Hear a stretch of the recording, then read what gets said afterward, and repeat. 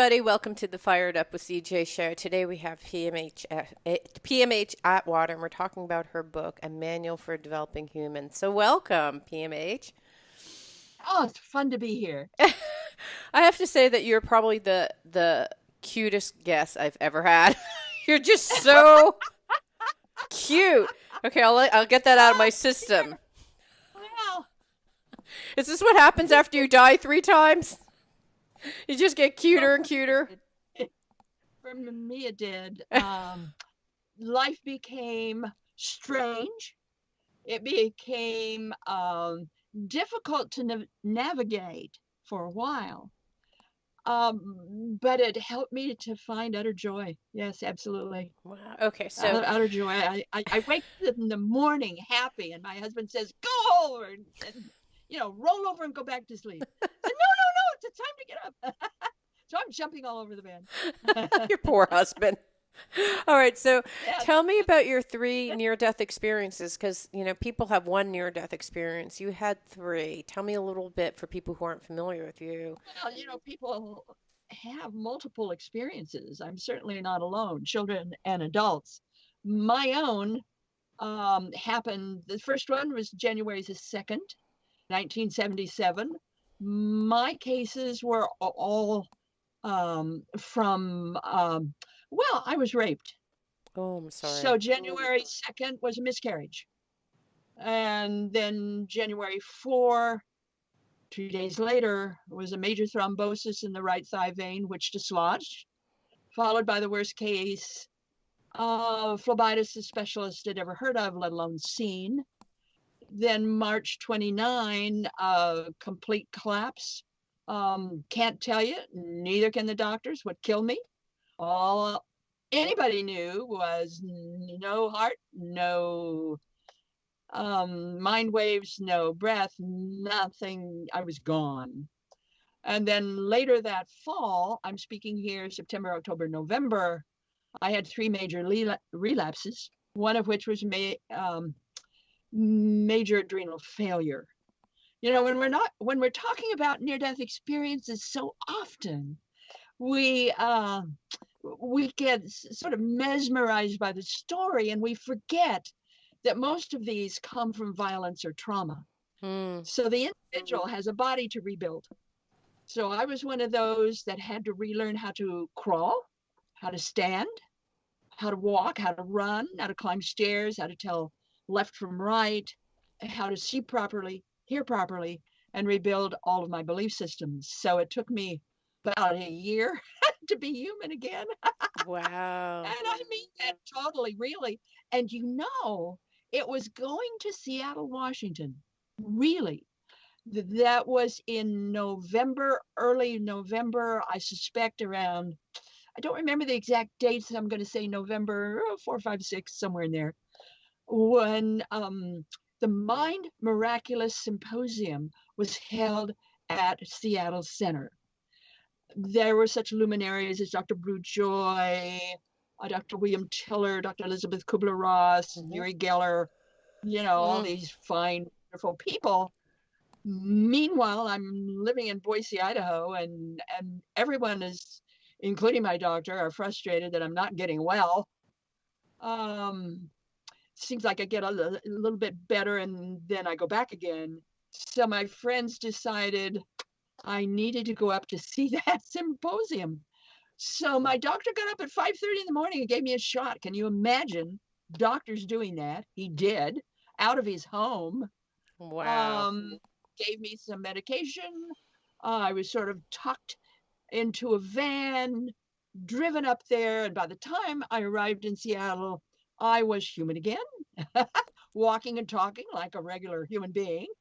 And the first speaker, Dr. William Tiller, paid for my trip. He did. He did. Oh, wow. He's a Stanford physicist. His topic was the eternal now.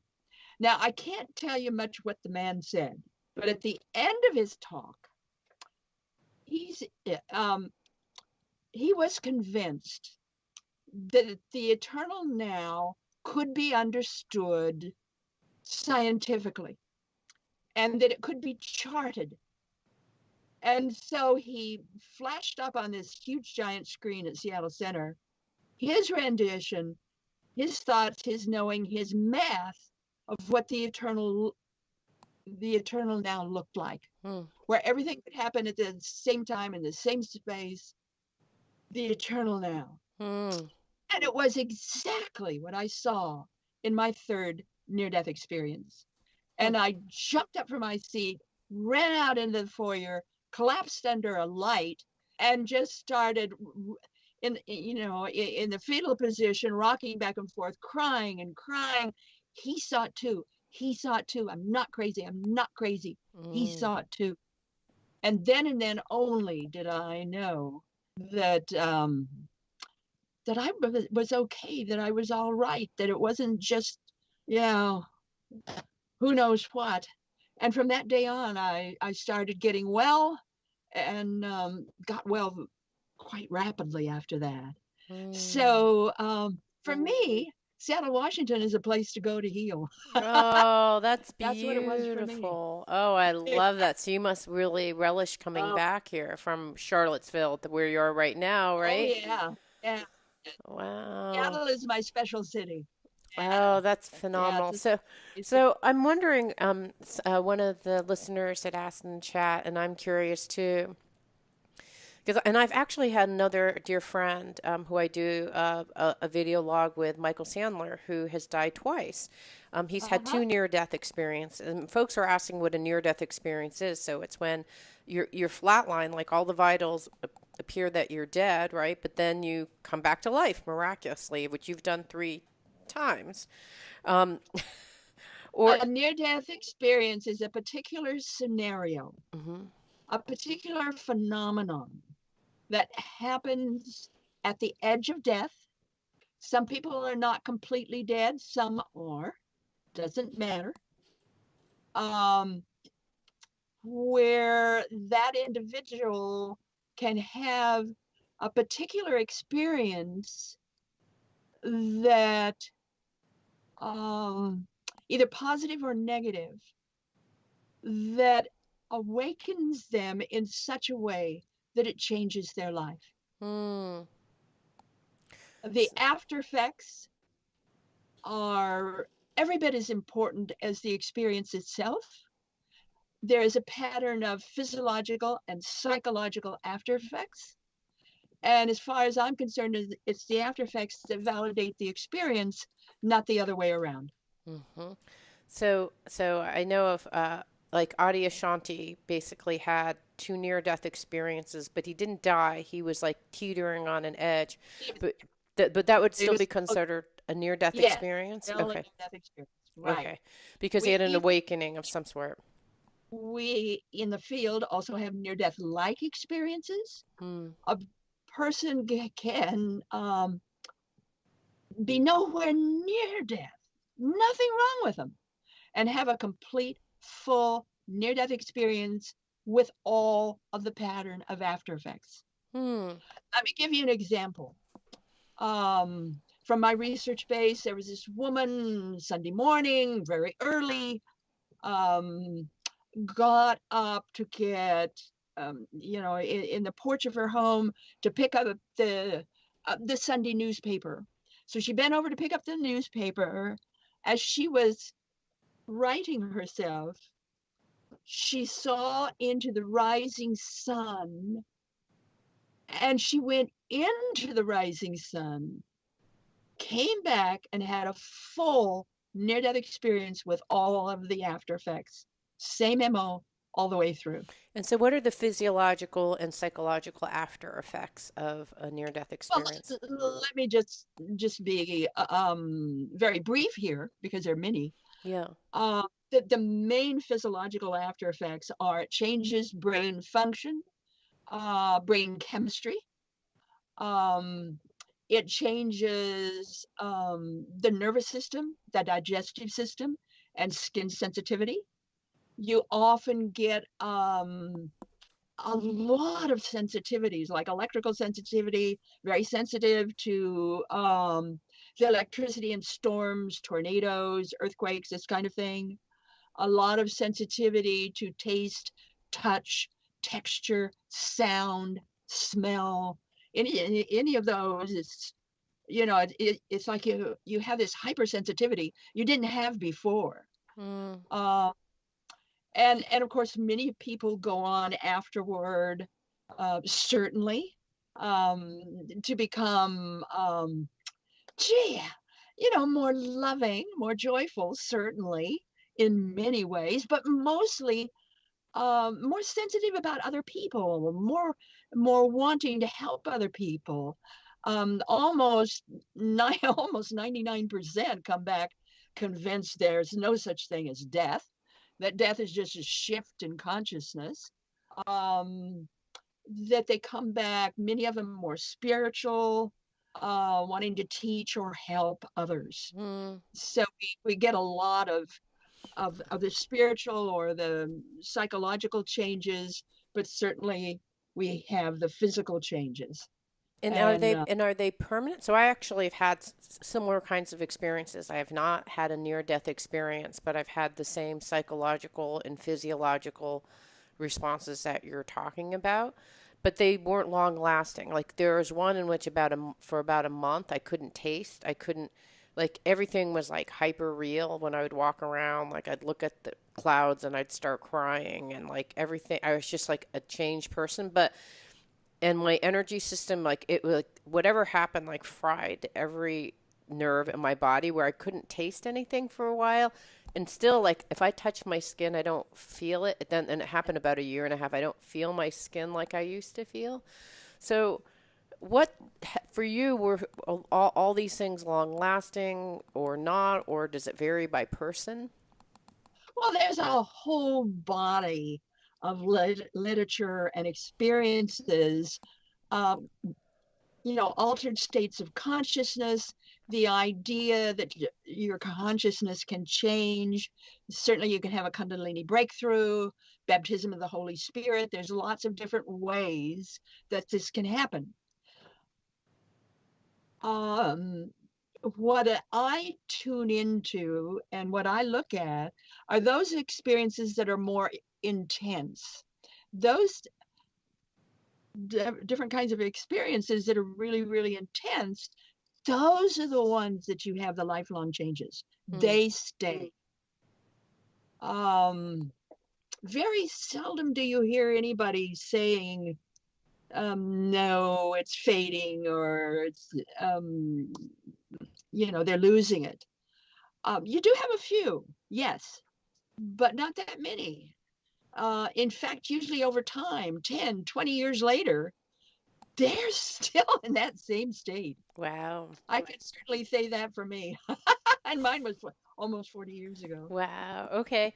It's funny because my friend Michael, he died, and then he kind of like died, had some learnings. It seemed like he just went back on the same ramp that he was on before, and then died again, like a couple of years later.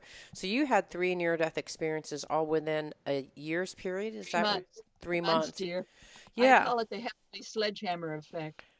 Wait, have you ever thought about why three? And what's the magic of three? Why three? Why did you need to die three times? Because you said earlier that a lot of people have instances where they die more than Multiple once. experiences. The prize winner, if you want to call it that, in my research base was 23. They died 23 23. times. Oh my Right. gosh. From babyhood till he was in his 40s, almost 50. He was in a wheelchair. Wow. He was not expected to live through babyhood. So I asked him, why so many? And he said, they're my vitamin pills. They are what keeps me going. They're what enable me to live. So that was his opinion. Um, the question why never occurred to me. Why does not exist in my vocabulary. Instead, what? What is this? What can I learn from this? Where is it going? Does it affect other people? If it does, in what manner? Um, So for me, it's more of the research idea, like, what's going on here? What can I learn from this? Where is it? You know, what does it mean? So, So and is it that what was never happened? So after your near-death experience, you put your research hat and just started like getting no, data from people, or not what happened? really. Now that took a year. It was in my third near-death experience that was the biggie, really biggie.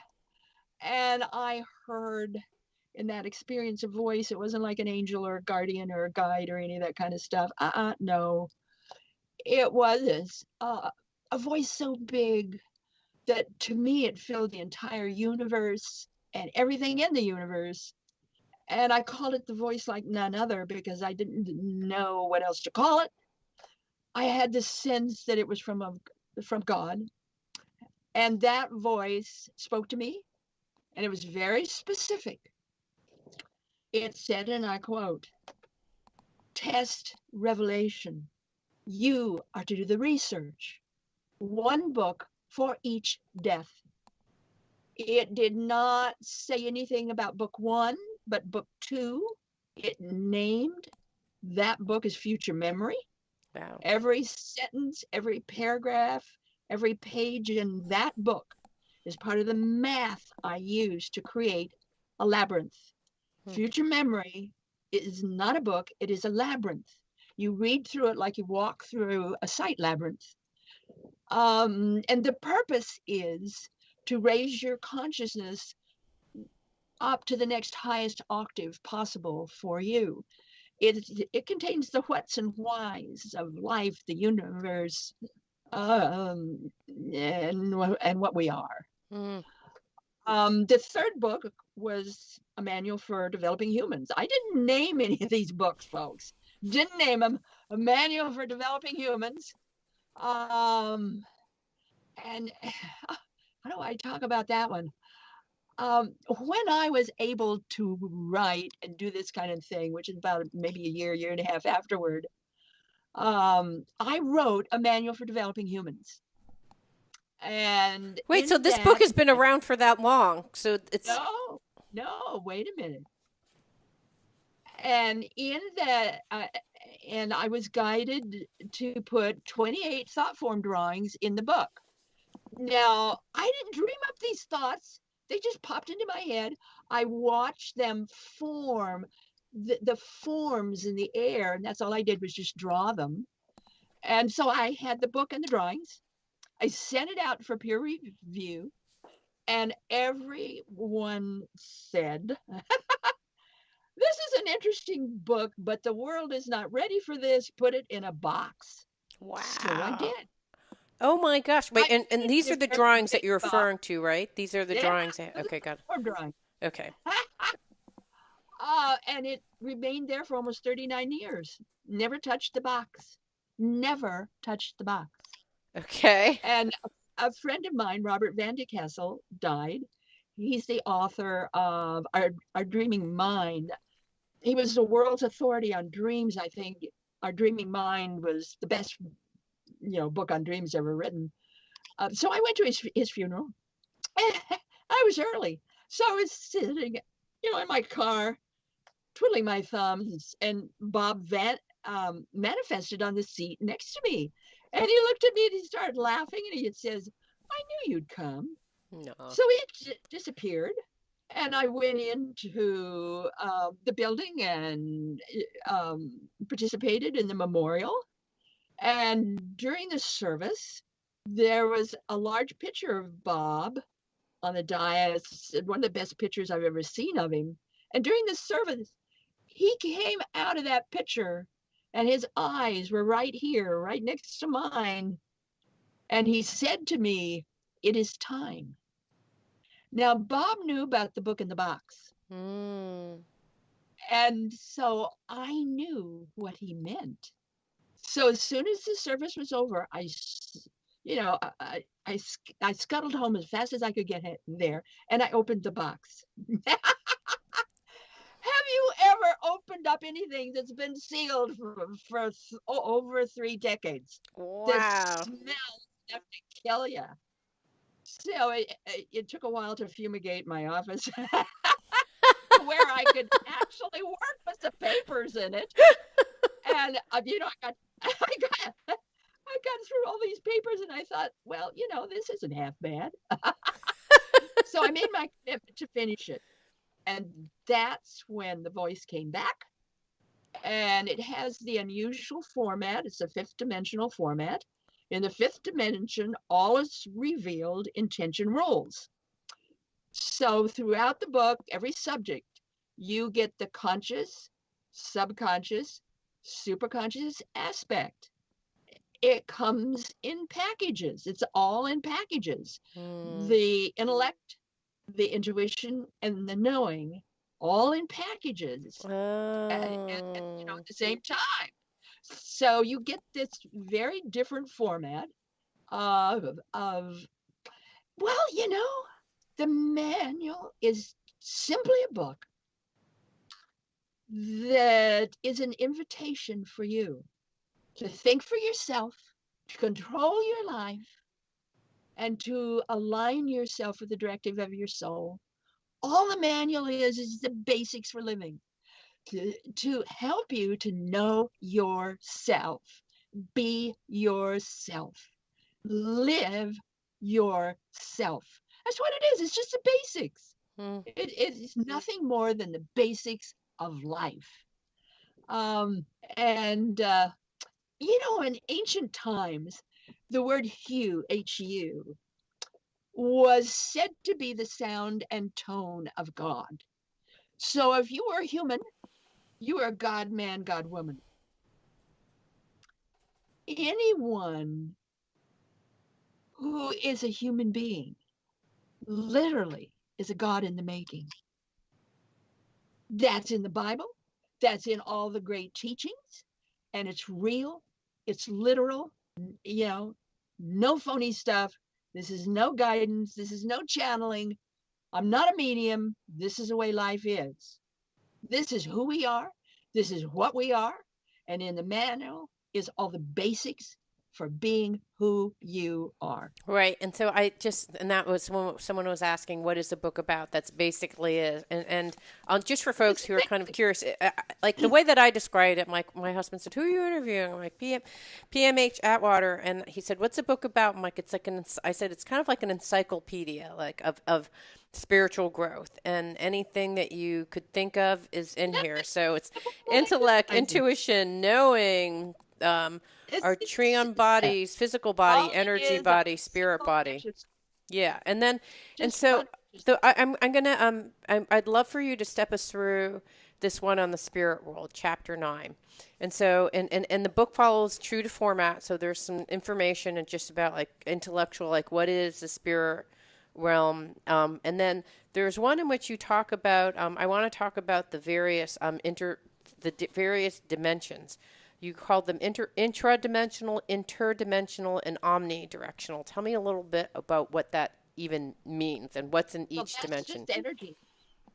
How do I explain it in words? It's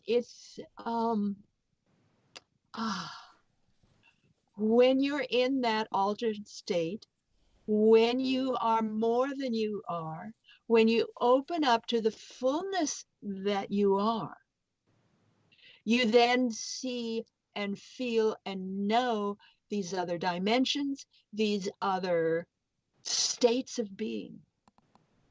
And I simply help you to know how to feel, how to act, how to respond, what is these different dimensions, these different aspects of life, creation, and consciousness. That's what they are. Okay, so I'll read you some of the stuff that you wrote when you wrote it. So you said intradimensional, within levels and folds. So there's the astral plane, which is Middle Earth. And in the Middle Earth, you'll have the muses, fairy folks. People talk about seeing fairy beings. We people. All these different things. Yeah, energy beings, ghosts, disincarnates, which are people who their spirit has left their bodies, but they're kind of walking around, right? Ghosts, I think they're called demons and devils. the hag, emotional discards, passion forms, psychic reside, I don't know what that is, imprints. What are imprints? Those are energy patterns. And they Okay. all exist at that Mm, vibration. They all exist in that, what some people might call a world, uh, that astral plane. dimension, that plane. Okay. That's where they are. So futuristic, I'm going to read through so the people. Futuristic manifestations, most abduction accounts, aliens or otherwise, psychic creations, enchantments, animals, nature spirits, guides and guardians, orbs, shapeshifters, phantoms, lost souls, and watchers.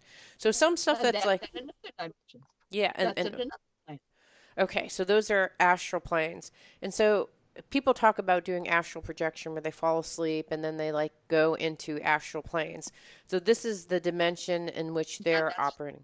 that's the basic generality of what those planes are. Okay. And so when shamans go and they go to the lower world or the middle world or the upper world, they're intradimensional planes that they're entering into. Imaginary planes, I guess you call them imaginal planes. And there's a big difference between imaginary and imaginal. Imaginary is what you create yourself, your imagination, what you create yourself. The imaginal realms are already exist. You didn't create them. They come to you. You don't go to them. Shamans work a lot in the imaginal realms. These planes, these vibratory dimensions that already exist. And they work a lot in those levels. Mm, The okay. average person works in the more imaginary realms. Okay, so in these imaginal realms, there's also inner planes. There's astral planes, and then there's inner planes, which are higher beings, ascended And masters. between, like, I'm helping people to have a comfort level with the different ways that our incredible world I don't know how to put it. Uh, um, this incredible beingness that we are, that we live in, that we can move through and in. Um, there is an order to it. Right, and I never thought I've heard Giving of, you yeah, I've heard of the astral plane, but I didn't know that they're, and I never thought of them as actual imaginal realms, which are imagine realms that actually exist. That, some of them are, yeah, not which all I of them, didn't but some. understand. Okay, so there's hierarchies, angels, elders, matrix, stewards, spirit keepers, access to a greater plan. So people talk about doing astral. They talk about the akashic records. Are these in? And they talk about the um, Metatron and Michael and the different Right. angels, all this Those are. kind of stuff. Is that all in the inner planes? Is that where that is? Um, that I think is what you're reading. Yes. And then you got the intradimensional, which is above and beyond any of that. Okay, you mean the interdimensional, between levels and folds, which you said it includes immigrants from other worlds, visitors and travelers from other planes And of then existence. extra dimensions, omni-dimensions. Yeah. So what? So first of all, let me go before you jump to that. What the interdimensions are? Visitors and travelers from other planes of existence, aliens, parallel universes, I assume, wind walkers, light workers, soul surfers. This is in the interdimensional world. Yeah, I mean, it could go on and on and on. So I'm just giving you a roadmap. Yeah, no, and it's helpful. How So, that works. and I understand why. And then the last is omnidimensional, which is abstractions of luminescence, that which is omnipresent, omniscient, and Yeah, omnipotent. So when you're would? not going to find shapes and forms there. Okay, it's just gonna be like a light, a feeling, like something like that. More powerful, far Okay. more powerful. Okay. Um, that's where I went in my third near-death experience, Mm-hmm. or that's where I was headed to in that experience. And there just simply are not words to describe it. It's I could say abstractions, but I can also say there is no form there that we recognize. It's completely different. Yeah, I've gone through a meditation experience where I just felt a sense of what real beauty felt like or what love felt like, but there was no form. But there was this just overwhelming felt sense of what beauty and love. These are two different meditation experiences. What beauty, actually three, beauty, love, and connectedness. There are three different experiences that I have. I think in this omnidimensional realm because Could be. I can't Yeah, really could be. explain what happened. It's Yeah, just like it felt. there no words because there's no form. Yes. You Okay. can't describe something that does not have a form. Okay. And So then. you move into that feeling mode and you can feel it. You Mhm. can sense it, but you can't intellectually describe it. Yes, that's exactly how I would describe. That's how I would describe the indescribable experience that I had. So these different realms. Um, I know people talk about astral projection as a way, shamanic journeying is a way. I'm not this meditation that I did. It got me into that realm. I'm not sure how people get into this realm. Are you in that realm? Can you at will go to those realms? Because it seems like from some of the Well, you stories in here. can, but you know, it helps to have training. It helps to have experience. It helps to have years and years of training to really get to the right place because you can kid yourself. Um, you can um, you can kid yourself so easily in thinking that you're where you're not, that you're better than you are, that you are more accomplished than you are. It really takes a lot of training and a lot of seasoning, yeah, to know what you're doing. Yeah, I don't. That for me, these were completely spontaneous experiences that I have no idea how to get there again because they happened in an unskilled, untrained way. So, how does one get training and skills to? Well, certainly a teacher, an instructor, you can do it on your own, by the desire to do it Right. and by the practice. I did it as a kid. You know, I had a desire to do this, and I did. And Wow. it took years, years and years, but I had the help and I did it.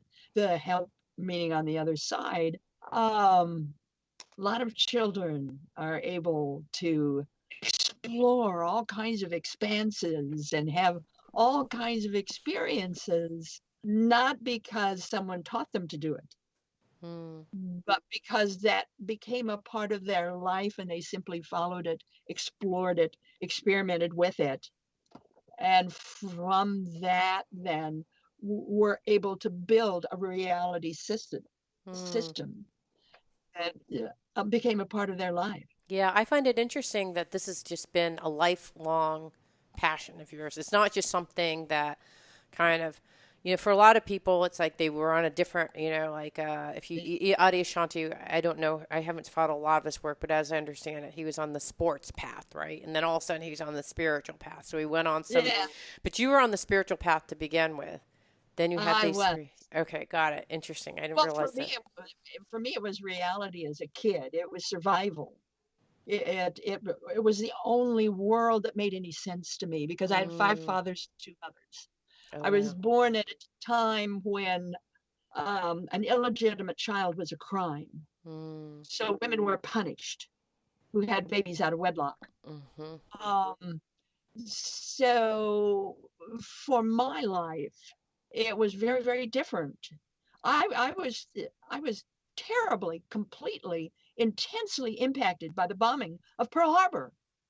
It just put me into such a state I couldn't hardly handle it. Um, I was born with dyslexia and synesthesia, which means multiple sensing. And so the first grade to me was a horrible, horrible nightmare. Mm. I was the only kid in school who could smell color, Wow. see music, and hear numbers. I Wow. was honest.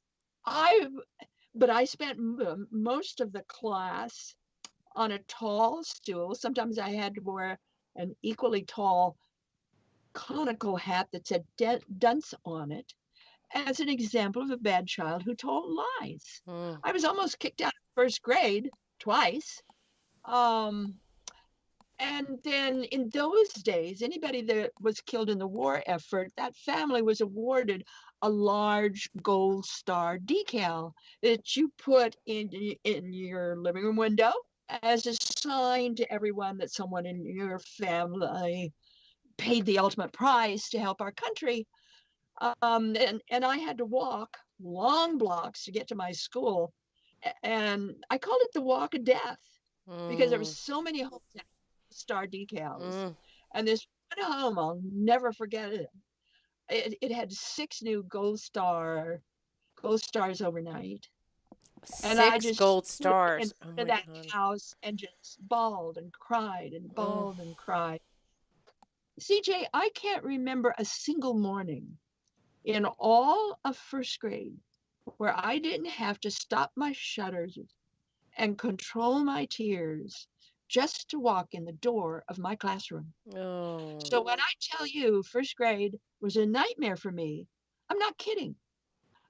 Um, um, every time I told the truth, I was punished. Every Mm. time I told a lie, I was praised. So it took my idea of the world and turned it upside down. Wow. So it was the imaginal worlds and the beings in those worlds that enabled me to Wow. survive, to thrive, to make sense of the world. Mm. I Y- would not have, I would not have survived without them. You know, I have another person who I know who is a psychic, and he still can't read that well. I mean, he's maybe 40 years old, he still can't read. But because he couldn't read and he had problems at school, he learned to talk with animals and plants and those beings. And that was the way that, and I think he also would say that he would probably have never survived if he didn't have Yeah. those Yeah, I experiences. didn't So, read.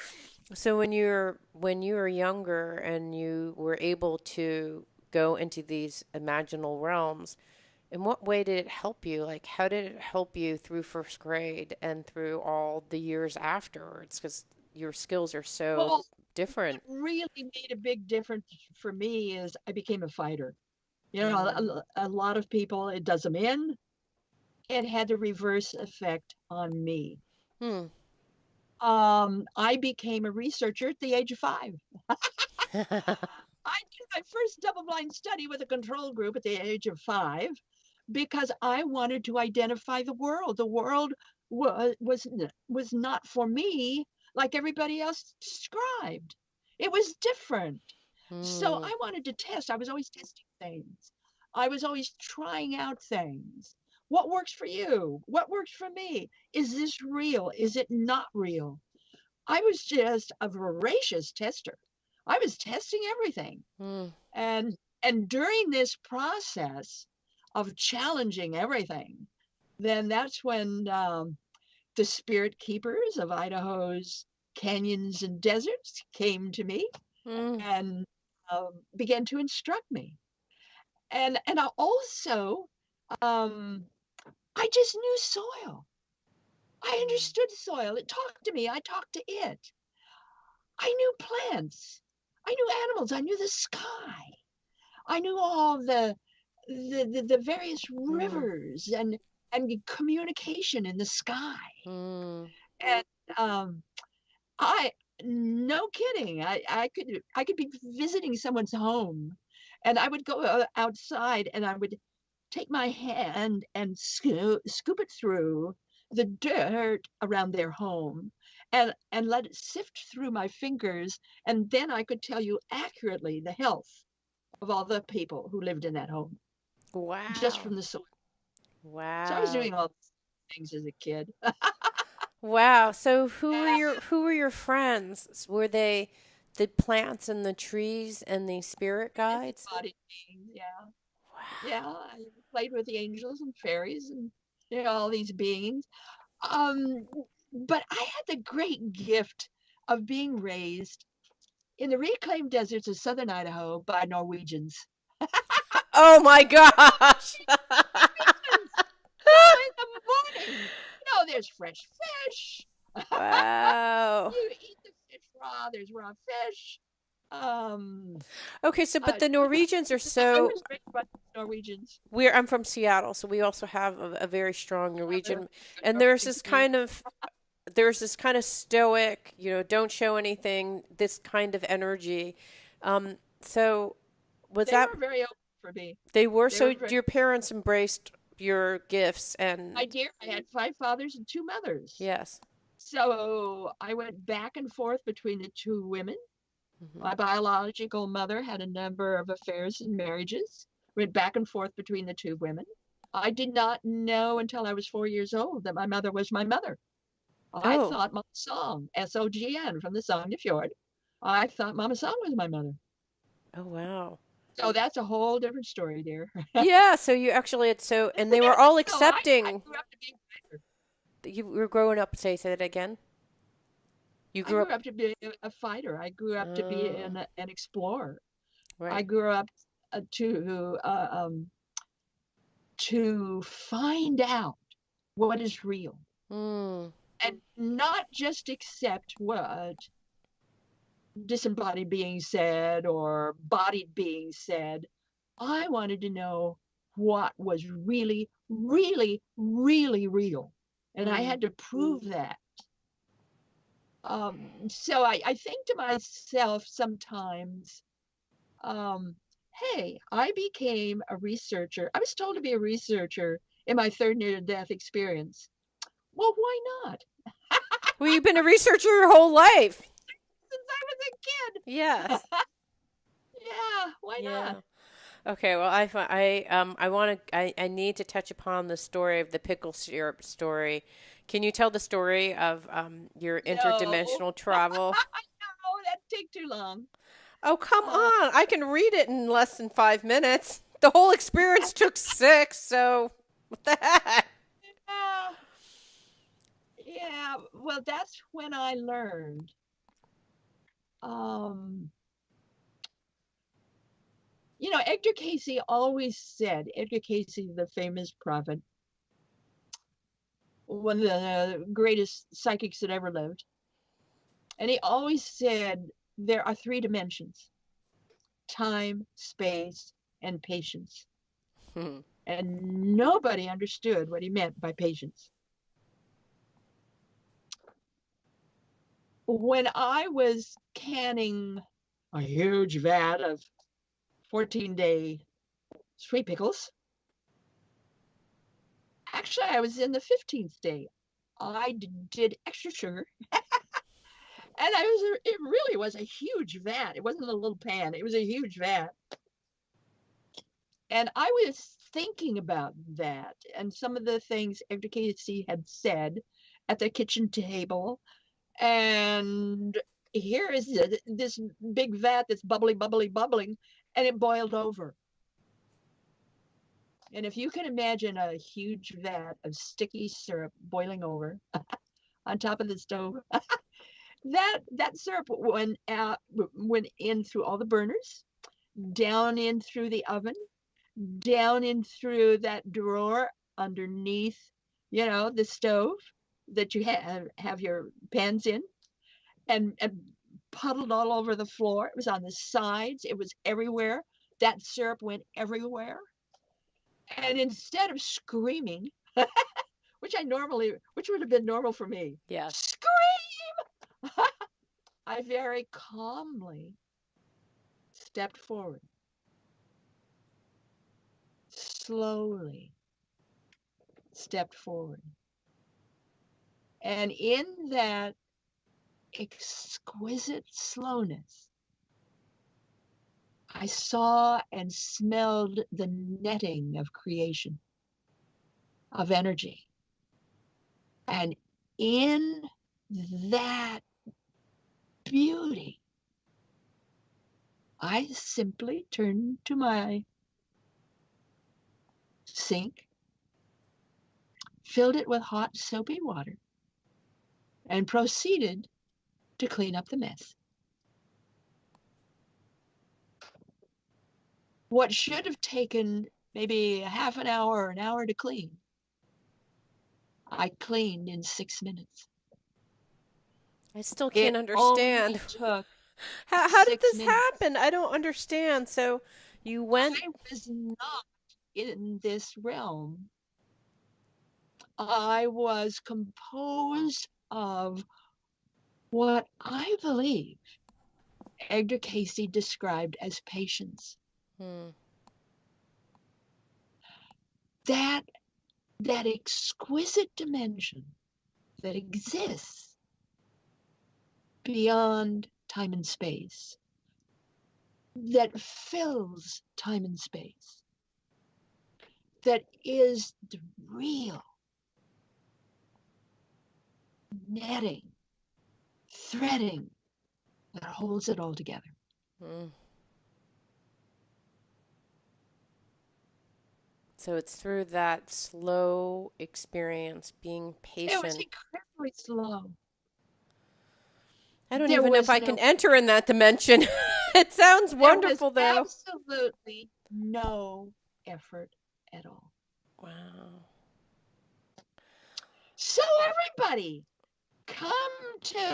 on Saturday, come to the Garfield Community Center. I'll be there from 1:30 to 5. It's on Cherry Street in Seattle. Come on Sunday to the East West Bookstore. I'll be there from 1 to 4 giving a workshop. Yeah, come and greet me and see me and let's talk. You And can see your cuteness it live. Okay, and then tell us about your website and other stuff that you're up to. So it's well, PMH Atwater. it's that PMH Atwater. Well, forget the periods. Right. For the website, www.pmhatwater.com. There's lots of different sections on the website. I really call attention to anyone who's a near-death experiencer, especially veterans, especially police officers. Get into that section on the homepage called NDE After Effects, Mm. and it helps you then to be able to handle the after effects. Again, there's all kinds of sections like the marketplace, but what I want to really emphasize is my free monthly newsletter. And just, there's an archive of past issues. The newsletter just went out yesterday, so you'd have to get into the archive, but sign up. My newsletter, I say to everyone, is for the curious, because I never know what's going to be in it. And, Wow. I'm a very curious person, and I find life just so exciting. It is, just every part of it. So, I've spent the first 40 years of my life researching life. I spent the second 40 years of my life researching death. So 40 years life, 40 years death. Well, And now you'll just have another. What are you going to do in the next 40 years? That's the big question. I'm going to enjoy it all. I'm just going to enjoy it all.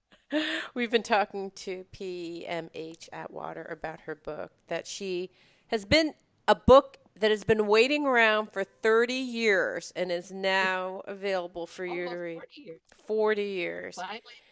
Yes, Finally a there. manual for developing humans. Thank you so much. Thank you, CJ.